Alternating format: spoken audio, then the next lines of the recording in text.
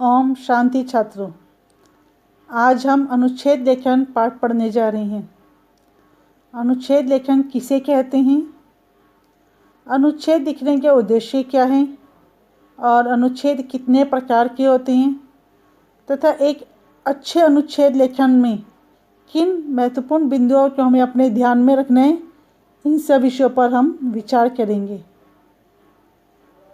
छात्रों, दिए गए विचार बिंदुओं के आधार पर, यानी कि जो भी हमें विषय दिया जाता है और उसमें जो भी बिंदु हमें दिए जाते हैं विचार करने योग्य या सोचने योग्य, उन पर वाक्य समूह की रचना करना ही अनुच्छेद कहलाता है। अनुच्छेद लेखन एक तरह की आर्ट होती है, कला होती है। इसके अंतर्गत सीमित शब्दों में, यानी कि कम शब्दों में, लिमिट शब्दों में किसी विशेष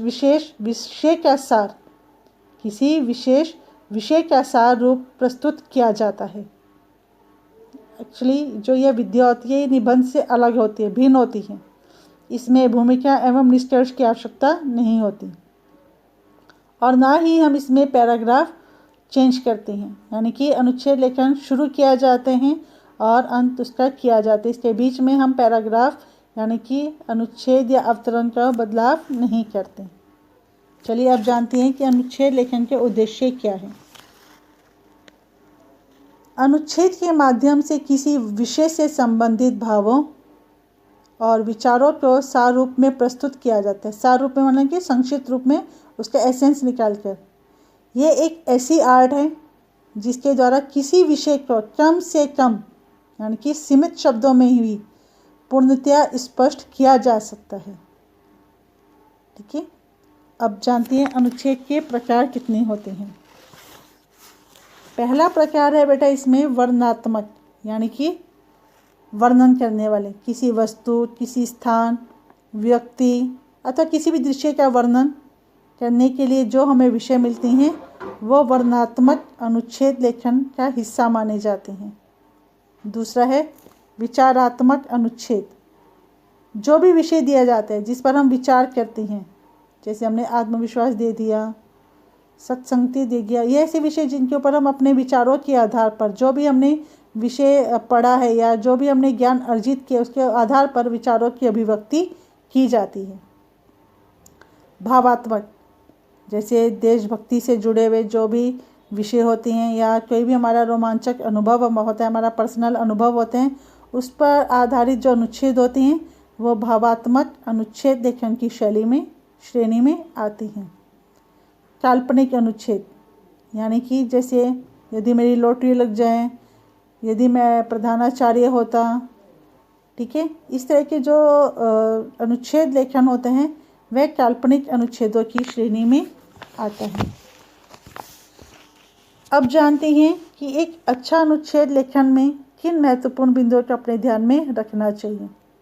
पहले भी बताया बेटा, अनुच्छेद लेखन एक प्रकार की संक्षिप्त लेखन शैली है, यानी कि किसी भी विषय पर हम संक्षिप्त रूप में अपने विचारों को एकत्र करके जब लिखते हैं तो वही शैली, हमारी लेखन शैली जो होती है वह अनुच्छेद की मानी जाती है। और इसमें जो मुख्य विषय होते हैं उन पर ही हमारा ध्यान केंद्रित रहना चाहिए। दूसरा, अनुच्छेद में अनावश्यक प्रसंग नहीं होने चाहिए, यानी कि अननेसेसरी अपनी बातों को बढ़ाना या अपने विषय से हट जाना, ये सब चीज़ों के इसमें समावेश नहीं होता। यानी कि जो अनावश्यक है, जो ज़रूरी नहीं है, उन प्रसंगों को और उन जो है वो पंक्तियों को लिखना इसमें आवश्यक नहीं होता है। सभी वाक्य एक दूसरे से घनिष्ठ संबंध रखने चाहिए। ये नहीं कि आपको जहाँ भी याद आया आपने उस लाइन को वहाँ पर लिख दिया। एक लाइन के साथ दूसरी लाइन बंधी भी होनी चाहिए, उसका जो है वो कि अर्थ निकलना चाहिए। भाषा बहुत सरल होनी चाहिए, स्पष्ट होनी चाहिए और प्रभावशाली होनी चाहिए। वर्तनी यानी कि स्पेलिंग और विराम चिन्हों और शुद्ध भाषा का प्रयोग होना चाहिए। हम शुद्ध भाषा पर भी ध्यान नहीं देते हैं और अधिकतर हम लोगों में देखा जाता है कि बच्चे जो है वो विराम चिन्हों का प्रयोग नहीं करते। तो अनुच्छेद लेखन के समय हमें विराम चिन्हों पर भी बहुत ध्यान देना होता है। कहाँ पर हमारा पूर्ण विराम आएगा, कहाँ पर अल्प विराम की आवश्यकता है, कौन सा जो वाक्य है उसे उद्धरण चिन्ह में लिखा जाना चाहिए। इन सब बातों पर हमें बहुत अधिक ध्यान देना होता है। और जो हमारी स्पेलिंग होती है, यानी कि जो मात्राएं होती हैं, वह भी बहुत ध्यानपूर्वक लगानी चाहिए। और जो भी हमें संकेत बिंदु दिए जाते हैं उनके भावों को समझकर पहले उनके ऊपर हमें विचार करना चाहिए और फिर उन विचारों को एक क्रम में एक लयबद्ध करते हुए, यानी कि एक के साथ दूसरे लिंक को जोड़ते हुए हमें अपने विषय को आगे बढ़ाना चाहिए। ठीक है बेटा, ये जो आपको इसमें दिखाई दे रहे हैं ये सब आप अपने हिंदी लैंग्वेज की नोटबुक में लिख लीजिएगा और जो विषय आपके अनुच्छेद लेखन के लिए दिया जा रहा है उस विषय पर आप अनुच्छेद लेखन लिखेंगे, जिसमें जो विचार बिंदु दिए जाएंगे वो केवल आपके विचार करने के लिए, उन्हें हेडिंग नहीं बनाना है। और जो है वो जो अनुच्छेद लेखन लिखा जाएगा वो 100 से लेकर 150 शब्दों के बीच में ही होना चाहिए।